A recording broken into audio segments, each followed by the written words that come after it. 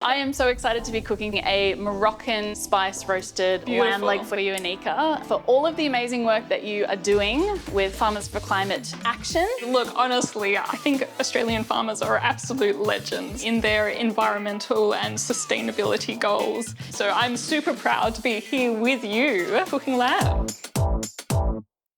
If you could start slicing some onions for me, Sure. about 1 centimetre thick, so it forms a little bed for our lamb. Yep. While I get started on the spice rub, I'm going to use some beautiful garlic, some cinnamon, turmeric, ginger, paprika, some cumin, which is a key ingredient, and some preserved lemon. So what was it like moving from Melbourne to a lamb farm? I absolutely loved it. There were horses in the paddock, trees and valleys and kangaroos, and they actually say just beyond my family's farm you can see the curvature of the earth. Oh, I love that.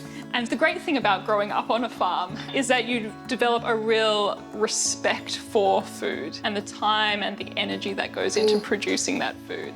And that's what really set about my interest in climate change and how it's impacting not only food producers today, but the next generation of food producers.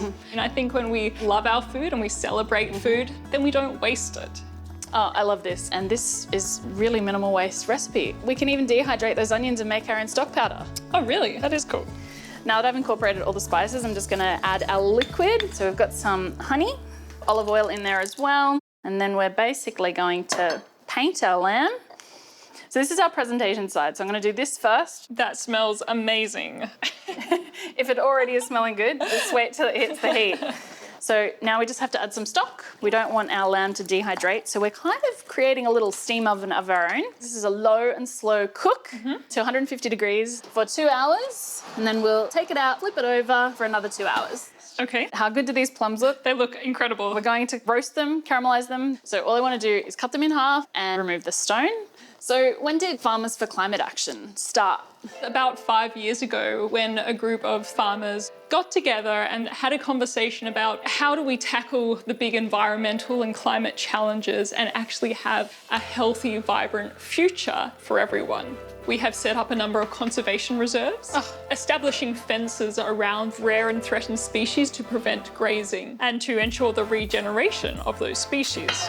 And the farming sector is actually incredibly ambitious. We've had the meat and livestock sector saying they want to be carbon neutral by 2030. I think it's really time for us to give back to our farmers. They don't make up a lot of our population, but they do all the work. Yeah, we provide about 93% of the food that is consumed here. That's incredible. Now the lamb is ready to add the plums. Okay. Oh yeah. This is almost a bit of an Aussie version of a tagine. So Good. I'm gonna sprinkle currants over and some almonds. We'll increase the temperature on our oven to 250. Okay. 15 minutes should be enough to get that beautiful crust. I don't know if I can wait 15 minutes.